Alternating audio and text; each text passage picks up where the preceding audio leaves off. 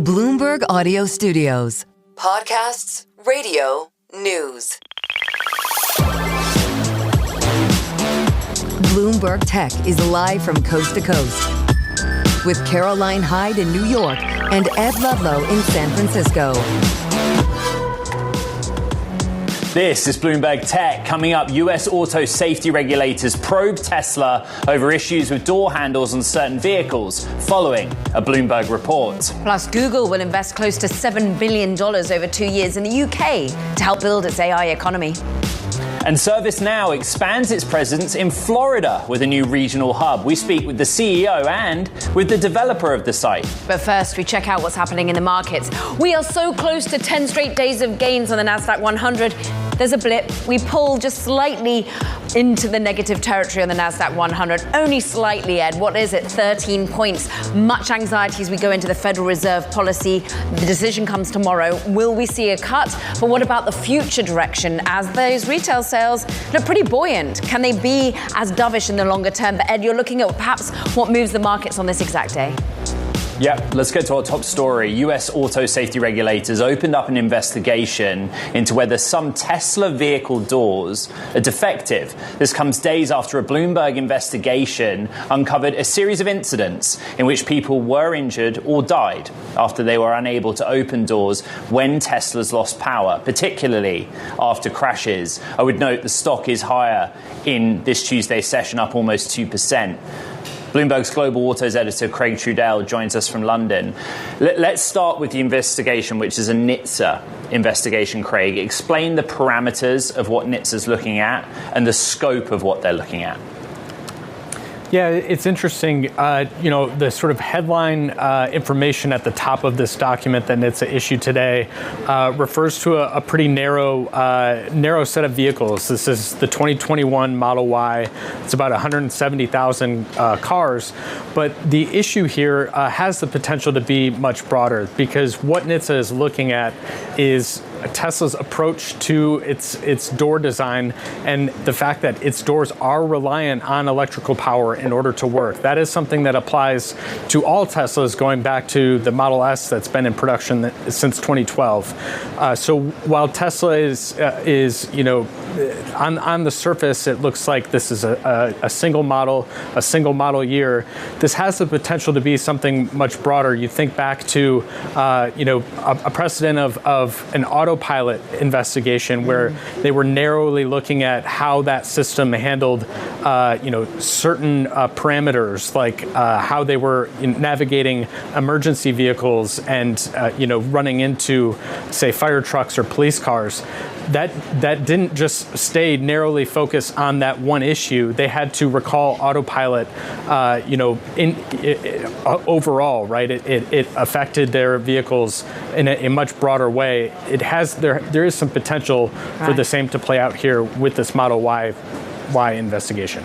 Craig, China, top regulators there have been looking at these concealed handles before already. Europe has been thinking a lot about accidents in such cases. Is it just a Tesla design? And more broadly, how are we thinking about the US tackling it versus other regions?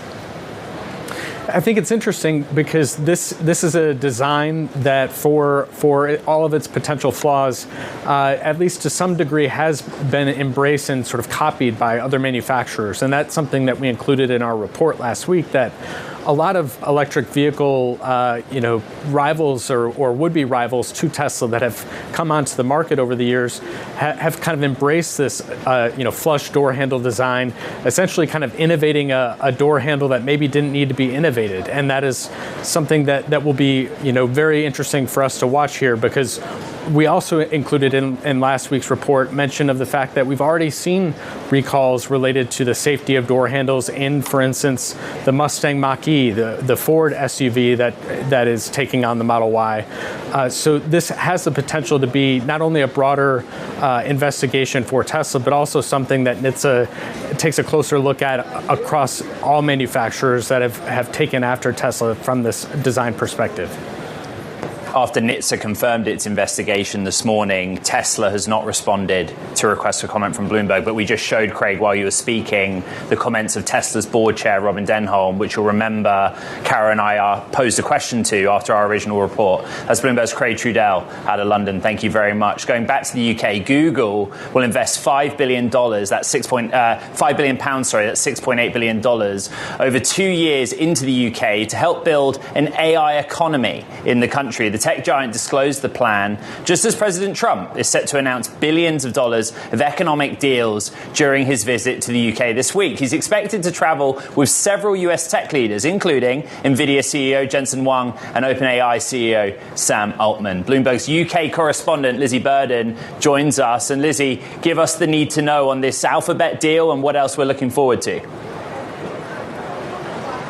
Well, as you both know, this Alphabet deal is a drop in the ocean in terms of the capex of Alphabet, but it's a big deal for the UK. It's something that's been long in the making. The UK Tech Secretary is the former one. Peter Kyle is now the UK Business and Trade Secretary, perhaps as a sign of just how important tech is to the business landscape here in the UK. But as you say, it's part of a broader suite of economic deals that we're expecting the President to announce here on his visit to Britain. We're expecting £10 billion worth of deals to be announced, including a defence tech cooperation agreement, also partnership on nuclear, also bringing together the economic hubs on both sides of the Atlantic. So there's a lot at stake here for Keir Starmer. It's an unprecedented second state visit for Donald Trump here in Windsor, this 11th century castle behind me.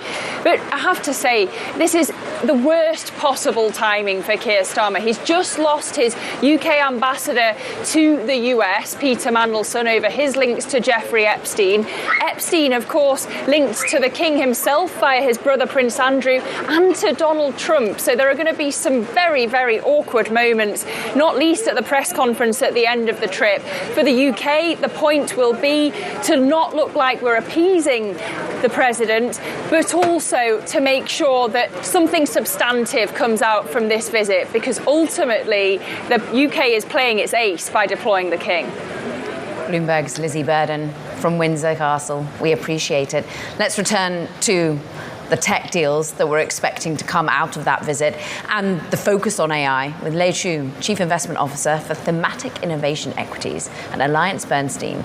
And more, this fits into the whole array of conversation we keep having, Lei, about the need for investment in AI. We just think back to Oracle's numbers last week and how much they were showing that they've got this backlog building. We've got all the hyperscalers trying to build out. Alphabet's looking to build a data center in the UK. Are we seeing that continuing to go up and to the right at the speed that we see at the moment? Well, I think what we're seeing is actually we're hitting an inflection point in inferencing. So if you look, just broadly speaking, not just those big numbers that you quoted, but also if you look, the AI trend and the adoption and where we're seeing the step function in numbers is broadening out. So it's a broader set of companies that are starting to benefit. Whether it's the networking companies or we're seeing it in memory pricing, in storage, in hardware. So those are all signs that, in terms of AI adoption, the inferencing at the edge, things are actually happening. And to me, this is a very positive sign. That means the real adoption, which will drive continued build. So if we think about it, tech innovation generally, we take step functions, right? We kind of chug along, and then all of a sudden there's an inflection point, and things really start to take off. And I really think we are still in the early innings of that happening, and supported by all the evidence that we have seen at the micro level from the company, as well as these mega trends that you're seeing at the big macro level. The step function has already been shown in the valuations of companies. We just want to bring you some sound, actually, from a key investor who manages money for Peter Thiel, no less. We've been talking about how we've been looking at maybe a bubble growing in AI. Just take a listen. The AI bubble is real, and I don't think enough people talk about it. And if you were able to be an early investor in OpenAI, then congratulations. That's a great place to be. If you're coming and investing at OpenAI at a $500 billion valuation, I honestly don't know about that. So I think that is the more dominant topic that is going on, at least within Silicon Valley circles, that doesn't get talked about enough. And how it shakes out, it's going to be fascinating, because if you got in early, fantastic. If you're getting in today, I'm not as sure. Long-time sort of managing director for the private wealth of Peter Thiel, but also with AZVC founder Jack Selby there. Are you worried about any exuberance already reflected in valuations, even though we are at this inflection point? I think that brings an interesting point. Valuation is important. And we always said valuation is important, but it's only related to in terms of estimate revisions. So not all companies are going to succeed. There will be a lot of companies that simply put the name in their press release, and those are the ones that we say, oh, that's AI too. So it actually brings back to we have to do our due diligence. Some of them will succeed, many of them will fail. Even if you look back to the Web 1.0, right, there were thousands of companies, but really a true few survived, and those are the leaders today. And as we look forward, I would say AI is transformative. We are early, and leadership is being redefined, and that's why all the companies are rushing out to spend, because it's as defensive as it is offensive. But we will find new leaders. But in the meantime, we'll also have to be prudent. Not all of them are going to succeed. And in fact, when you redefine the future of leadership, when there's a paradigm change, some of the things that we used to think that work may not work. So what is perceived to be cheap could also be more expensive than you expected. So again, brings back to we got to do our homework. It's easy to call everything a bubble, but underneath that, actually there are opportunities, but there are also, prudence is absolutely important. Lei, the other counterpoint to a bubble argument is that different geographies are moving at different speeds. This week exemplifies that, does it not? That you see earlier announcements for a build-out of infrastructure in the United Kingdom. Given that we haven't seen the same level of activity in Western Europe, the United Kingdom, does AllianceBernstein change its attitude towards British equities, UK equities, European equities in that AI infrastructure supply chain? I think AI is a global phenomenon, but it's more so just tech innovation has become a crucial element in national success. So it is something that we watch closely, and I think in terms of each country, the adoption of AI, it reflects the readiness of the infrastructure, the readiness of the government, but oftentimes it ultimately comes down to a private-public together initiative, and there will be opportunities. We've seen sovereign being a big driver for spend, and I expect to see that continue going forward. And I also think each country will take a very different approach because the budget is different, the willingness is different. Lei, very quickly, how closely are you tracking private markets and private companies that are active here? It's very, very important for us because a big part of the AI adoptions is happening in the private market. And not to mention, if you look at these hundreds of billions of dollars, they need to be financed. And a big part of the financing is being done on the private side. So we are monitoring that trend very closely, both on the demand side and in terms of financing, which support the supply side. Lei Chu of AllianceBernstein, great to have you back on the program. Thank you very much. Now, coming up, the CEO of ServiceNow and developer Related Ross joins us to discuss efforts to turn West Palm Beach into an AI hub. Carrie, what are you looking at? I'm actually still looking at those valuations on the publicly traded side. Oracle, key player when it comes to AI infrastructure, of course, up 1.5%. This is on the back of its earnings last week, but also as the narrative around TikTok continues to unfold. Will they remain a key cloud provider, an infrastructure provider? Could they even take an equity stake? We're at 1.7%. This is Bloomberg Tech.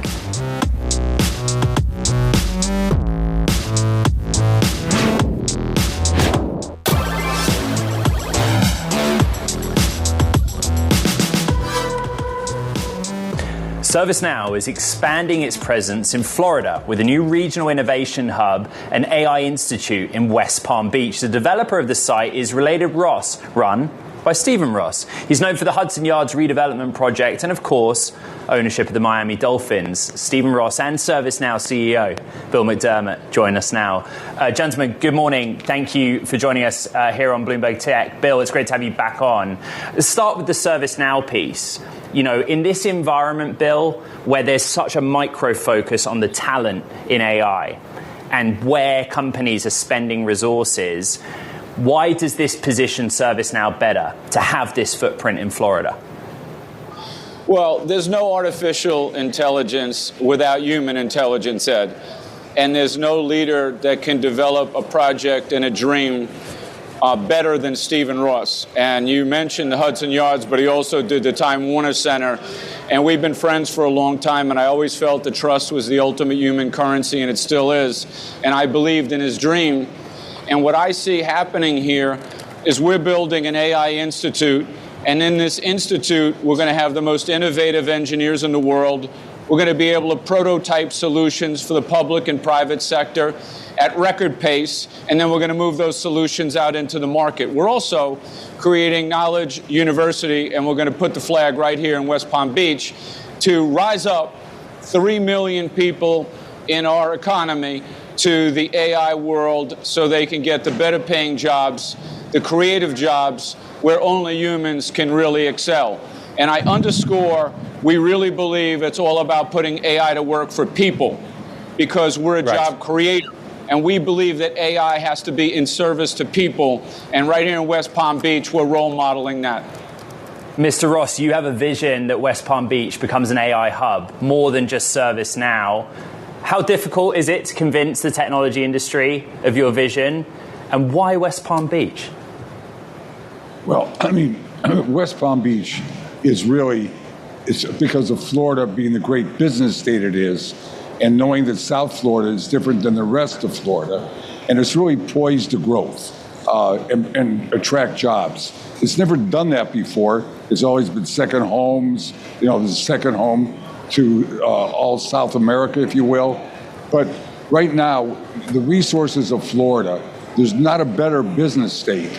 And when you look and see where people are going and the change that's occurring in this country, there's no place better positioned. So we had to really put it together to bring those things that Florida didn't have to attract business. And that's what we've been concentrating on.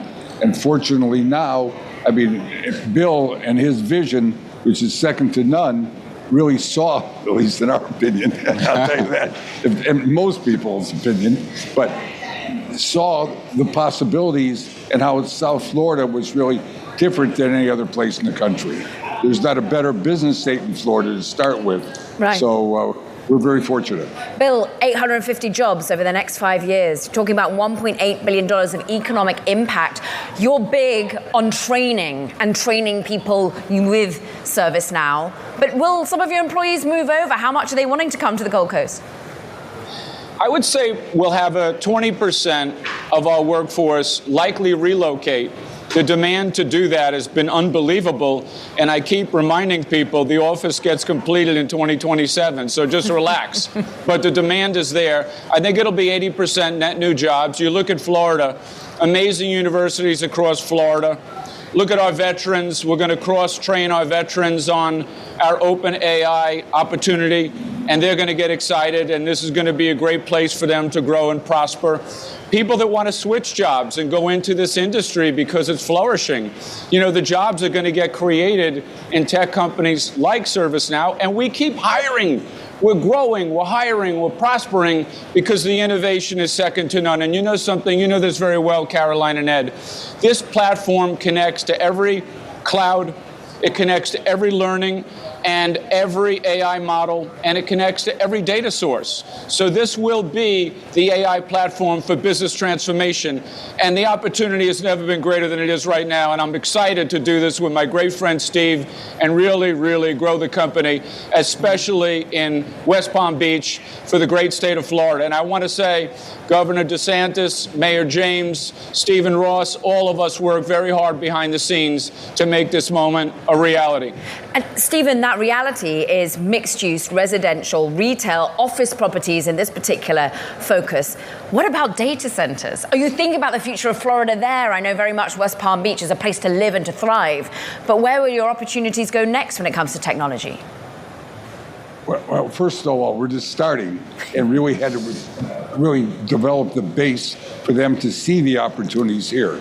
So we really concentrated on bringing great universities like Vanderbilt that are coming here with their business, engineering, tech schools.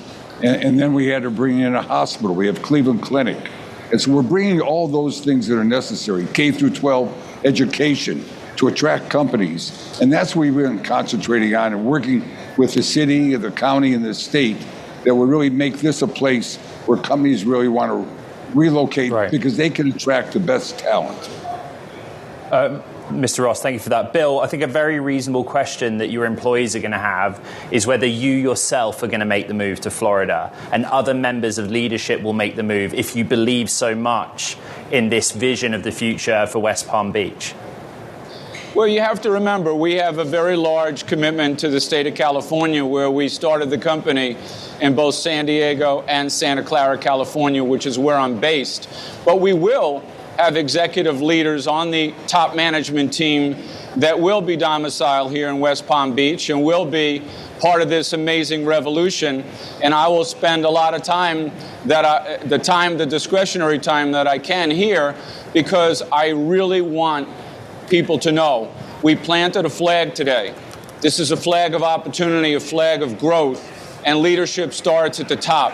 And I've always believed that the true measure of a leader is not what you take from this world, it's what you give it. And today's ServiceNow gave it a lot. We came in here, and Kelly, who runs Palm Beach County Business Development, said on stage, this is the biggest corporate move into this area in Palm Beach County in the last 30 years. I'm super proud of that, and I want to make this a stunning success. So I'll be where I need to be. The leadership team will be where they need to be. But the main thing is to build a masterpiece, a flywheel of growth and innovation. I've already received several texts today on this announcement from other tech companies and systems integrators that are like, wow, what are you doing there? What's going on in West Palm?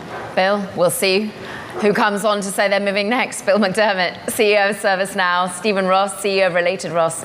Great to have you both. It's time now for Talking Tech. First up, Amazon's satellite internet venture, Project Kuiper, expects to offer service in 5 countries, including the US, by early 2026. It aims to compete with Musk's Starlink and has already reached an agreement to provide onboard Wi-Fi for JetBlue. Plus, Google, well, it considered selling off parts of its ad tech business to resolve monopoly charges, according to a lawyer for the company. Now, the Justice Department, however, is seeking a full divestiture of Google's advertising exchange. The two sides meet in a hearing next week.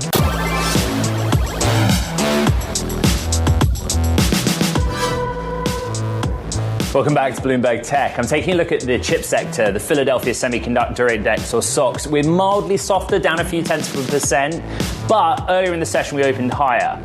And if we close in the green, that would put us on track for the 9th straight day of gains on the SOX, which is the longest streak since 2017. Stories there, I put Micron and Nvidia. Okay, Nvidia's down almost 1% in the moment, but year to date, big drivers of gains. Micron reports earnings September 23rd. Nvidia, under pressure right now, but recent momentum, and the idea, Kara, as you know, is that maybe Nvidia is at the center of the discussions between the United States and China right now. Will it come up on that phone call between the president and Xi Jinping on Friday? That's the question the market's asking. It is. Meanwhile, the market's also looking at what President Trump is doing in terms of filing a $15 billion defamation lawsuit against the New York Times. That's greater than the newspaper's market cap, as you can currently see. The president is accusing the Times of serving as a, quote, mouthpiece for the Democrats. The New York Times said in a statement that the lawsuit, quote, has no merit and is an attempt to stifle and discourage independent reporting. Let's bring in lead focus for Bloomberg's media and entertainment coverage, Chris Palmieri. Chris, when you're editing stories like this, when you're thinking about driving forward the news, we have the context that is, this isn't the first time President Trump has sued a reporting network. Right. I mean, in terms of our work, I mean, we always, try to be tough but fair to everybody. And so this has been a tactic Trump's used for years. And until he became president, really the second time, he's not been successful in suing the media. But more recently, he has been getting settlements out of ABC and CBS and Facebook. And so he's tying this in a way to his his power as president to, say, get the FCC to approve Paramount's merger with Skydance, which happened just a week or so after they settled the CBS suit with him. So, he's using this. It scores with his base. If you see what his Truth Social posts have said, it's really about, hey, they're attacking me, your president. And it's a revenue generator for his Presidential Library Foundation. And lastly, he hopes, whether that's successful, not clear at all, is stifling, as the New York Times said, trying to get reporters not to write nasty stories about him. Chris, what is it specifically that the president is claiming in this suit? We say it's a $15 billion lawsuit, but what is it that he is accusing the New York Times of? It's interesting compared to the ABC and CBS suits, which were really specific incidences. This is much broader. It's sort of just a whole agenda, he argues, against him and for Kamala Harris in the last election. Much harder when there's no specific allegation of journalistic wrongdoing here. The New York Times said in a statement the lawsuit has no merit and is an attempt to stifle and discourage independent reporting. Bloomberg's entertainment editor Chris Palmieri, thank you very much. President Trump says he'll speak with Chinese leader Xi Jinping on Friday as US and Chinese officials reached a framework deal on keeping the TikTok app running in the United States. Listen to this. We have a deal on TikTok. I've reached a deal with China. I'm going to speak to President Xi on Friday to confirm everything up. We made a very good trade deal, and I hope good for both countries, but a very different deal than they've made in the past. What companies are involved? What companies are going to buy it? We'll be announcing that. We have a group of very big companies that want to buy it. That's the president speaking ahead of traveling to the United Kingdom. In summary, saying a lot of big technology companies want to buy US TikTok and that there is a deal. We'll learn more later in the week. Sarah Krebs, director of the Tech Policy Institute at Cornell University, joins us now. And Sarah, news flow is one thing, but it looks like we're proceeding to a situation where a coalition of American technology companies and others will be able to keep TikTok going in the United States. But there's a big phone call on Friday. And in your analysis and expertise of the relationship between the United States and China in the tech domain, how central is the success of that phone call to this happening? I don't think that the phone call itself is going to be what this deal hinges on. My sense is that they've already established a framework through which the U.S. part of TikTok will divest from the Chinese parent company ByteDance. And I think Friday's call is really just to seal that deal and make an announcement. We cover this. I'm based in the United States, right, and work for an American news organization. But we always come at this from the U.S. point of the negotiating table.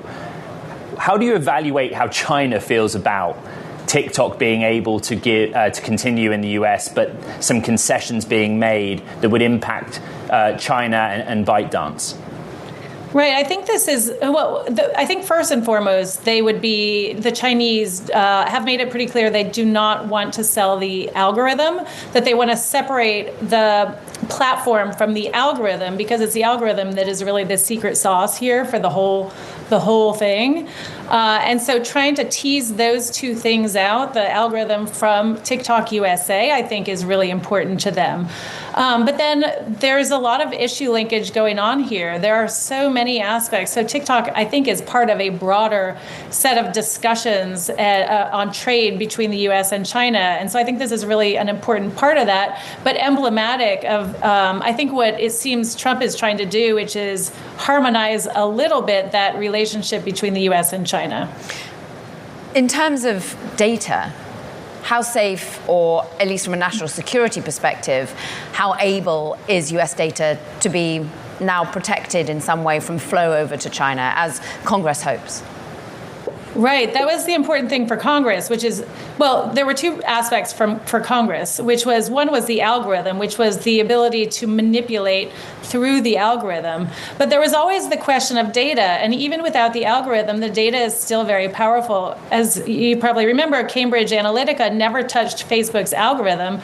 But with the raw data that they had, they built profiles of individual users, tested messages, and then micro-targeted them. And the TikTok data is even more revealing than that. that. So it's just not just posts and likes, but watch times, rewatches, pauses, shares.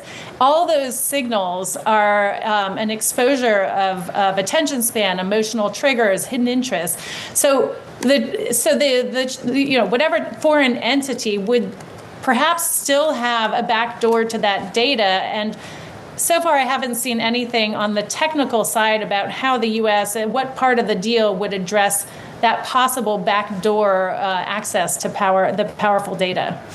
Sarah, it's so interesting because all of this comes in the broader view of US-China relations, and you sit at that intersection, technology, geopolitics, national security. Is TikTok the thing that we should be that worried about when we're also looking about AI relationships? Well, it's an interesting question because, and I've puzzled over why Congress, which passed this law and it was signed into law, has not really pushed back on these constant extensions. Because if this was such a national security threat, you would think it was a threat a year ago. And the 90-day extensions are just kind of perpetuating that threat. And I think part of the implicit realization is that even if you address TikTok, is really the tip of the iceberg in all of these other national security tech issues, including the AI question, which I think is just in some ways looms even larger. Sarah Krebs of Cornell University. Come back to talk about the AI looming still. Coming up, Jack Ma returns to Alibaba with some inventions. We're going to discuss that next. This is Bloomberg Tech.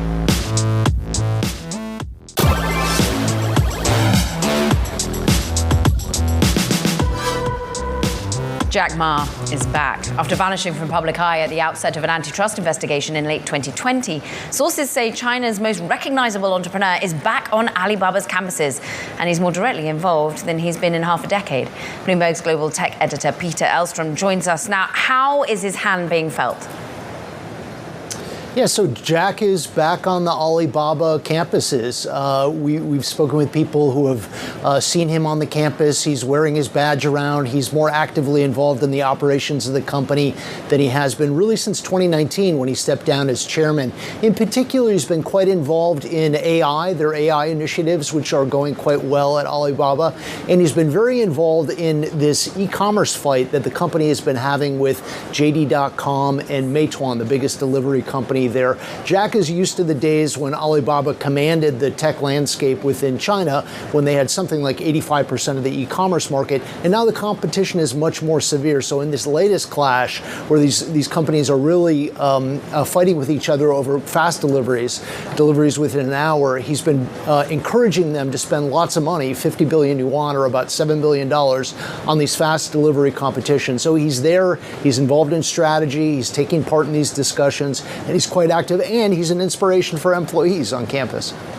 That was part of the reporting that I found most interesting. Sources basically telling us that Jack is back, but other officials at the company are trying to explain to him that it's not the Alibaba that he knew from a market competitiveness standpoint. Do we know anything about how Jack Ma's reacted to that? You know, the new realities that he finds himself in? Right. He certainly is used to the days when Alibaba was the biggest, most valuable tech company within China. And now the landscape has changed quite a bit. Even in e-commerce, they face very, very serious competition. In food delivery, Meituan is much bigger than they are. Now, Tencent is much more valuable than they are. Alibaba's stock has come back quite a bit this year. It's up about 80%, but it's still far, far below its peak back in 2020. It's down more than 50% from that level. And for good reason. The company ran into a bunch of regulatory problems. Jack Ma spoke out against the regulators at the time. That was part of the reason that the company ran into trouble. They were planning on taking their finance affiliate Ant Group public at that point, and they had to pull that IPO. It still isn't public even at this point. But now he's sort of come back. He's revived his reputation. He met with Xi Jinping earlier this year. So now he's given more freedom, and he's participating in campus. And he's more than just another executive at the company. He really is an inspiration for a lot of the employees. Many of these employees never worked with him. They've been there a short enough period of time that they haven't really seen what he's been able to do, and they're looking forward to him coming back. But as you say, the business is very different. AI is much more important. E-commerce is very much a different game. They're participating in cloud computing, so there's a lot that he has to learn too. Bloomberg's Peter Elstrom on a really important piece of Bloomberg reporting about Alibaba. Thank you. Now, AI is coming for the owl. Duolingo is facing risks from multiple angles as investors reassess the impact of AI on the language learning platform. One of them, AI-powered live translation services. Bloomberg's tech equity reporter, Brian Vaselica, has the reporting. This takes me back to Apple iPhone Day and the market move when AirPods Pro had simultaneous translation. You've looked at the stock. What's going on?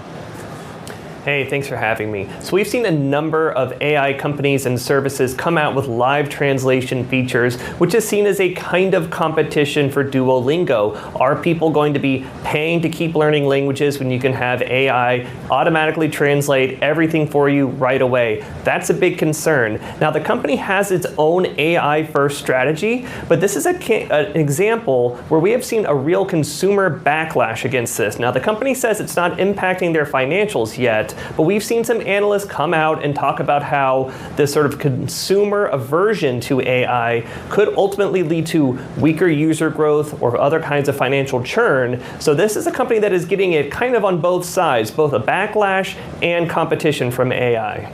In our household, it's all about chess. Bloomberg's Ryan Vaselica. Thank you very much indeed.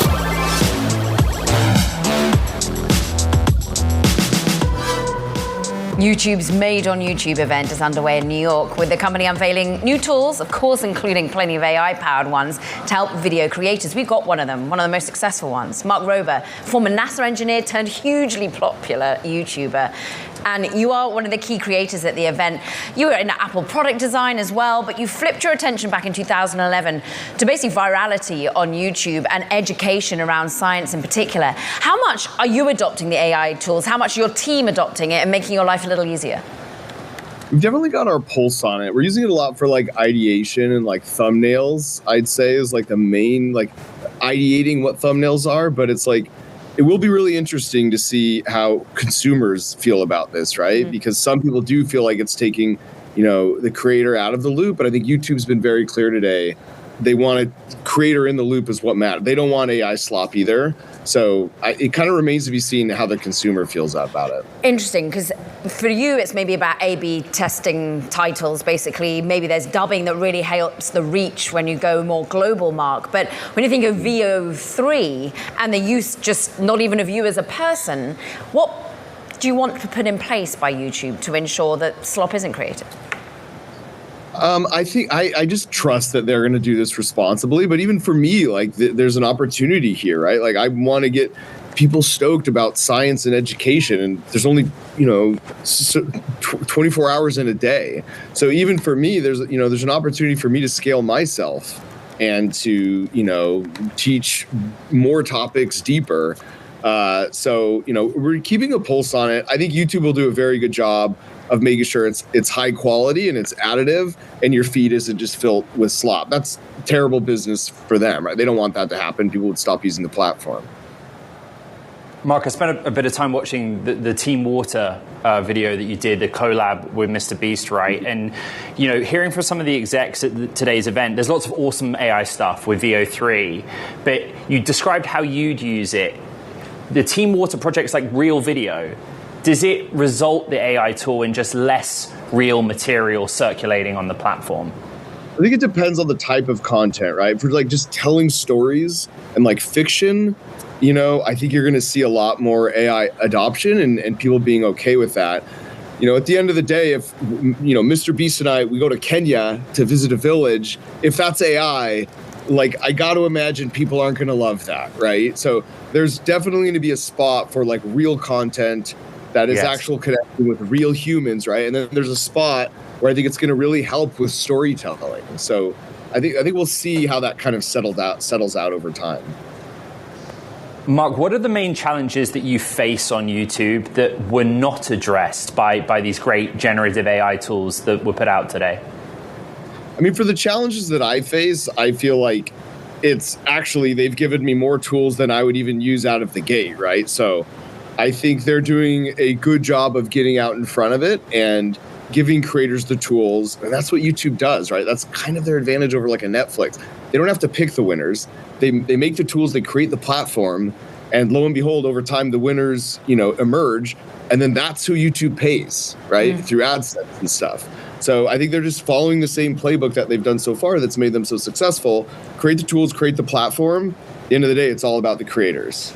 And it's about authentic creators. And that's what helped, for example, Crunch Labs with the success of getting real products into real people's hands, because people trust you. And therefore, you can help sell products. You can do the STEM toys. You can think not only about viral videos, but about curriculum, about content, about media projects that you're thinking, Mark. Will, in the end, authenticity be the thing that lends you even more success versus the sudden wall of creation that we're going to see that isn't real? Yeah, I mean, especially on YouTube, historically, authenticity is the currency, and that's kind of like what's helped me. My background at NASA and Apple, I'm an actual mechanical engineer. And if a TV show like Discovery Channel puts a TV show on YouTube, it doesn't do very well because people want that authentic connection. So I think there's probably going to be ways, though, to even using AI, create that connection with your audience that feels authentic, and it'll remain, we're going to see how that kind of pans out, but the tool is just so powerful. You can do so much with it. Clearly there's going to be some fairly seismic shift. The key is kind of observing it and kind of staying out in front and using it as a tool to further authentically, connect with your audience. Mark, your story is so fascinating. The fact that, you've done all this philanthropic work of late, and we saw that with Mr. Beast, but the fact that you were a NASA engineer, the fact that you were working at Apple. I mean, we're all talking about generative AI and Apple being behind the curve. What products do you want from them? Yeah, I would want an iPhone that, actually, Siri that can actually answer a question or dictate well. That Google, it's really funny, actually. It used to be the Apple events were exciting. Google's were kind of boring with like hardware and phones. And now it's sort of switched where it's like, oh, what's Google doing? Because, they are, ahead of the curve, at least with AI and Gemini, versus Apple, who has some catching up to do. So regardless, it's a very exciting time to be alive, right? I think the thing we can definitely agree is that things will be changing a lot in the next 3, 5, 10 years. And we just get to, sit by and watch, but there's others of us, myself, even, you guys included, who get to be part of like shaping what it will be and how it will turn out. Mark, it looks like TikTok in the United States will be able to continue. We'll find out more this week. In your career as a content creator focused on YouTube, how do you view that? Your industry faces choice, right, on the platforms that they can go to. I think it's great. I think competition's great, honestly.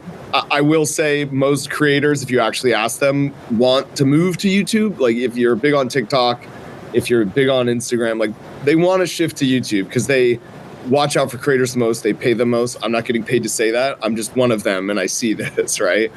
So generally, when TikTok had their short form, now YouTube has YouTube Shorts. So generally, if there's a type of content that really becomes sticky, YouTube adapts, and this AI is a great example of this, right? I think they're staying ahead of the curve and skating to where the puck is and saying like, hey, we need to make these tools available so that we don't become obsolete, which honestly, YouTube is where I have 71 million subscribers. So I'm really glad that they are having that kind of attitude so that it doesn't become a tool and a platform that people don't want to use. Right. Mark Rober, YouTube creator, founder of Crunch Labs. Really great to have you here on Bloomberg Tech. Thank you very much. That does it for this edition of Bloomberg Tech, Caro. Do not forget to check out some of our other areas on digital. The podcast, for example, you can find it on the terminal as well as online on Apple, Spotify, and iHeart. From New York, from San Francisco, this is Bloomberg Tech.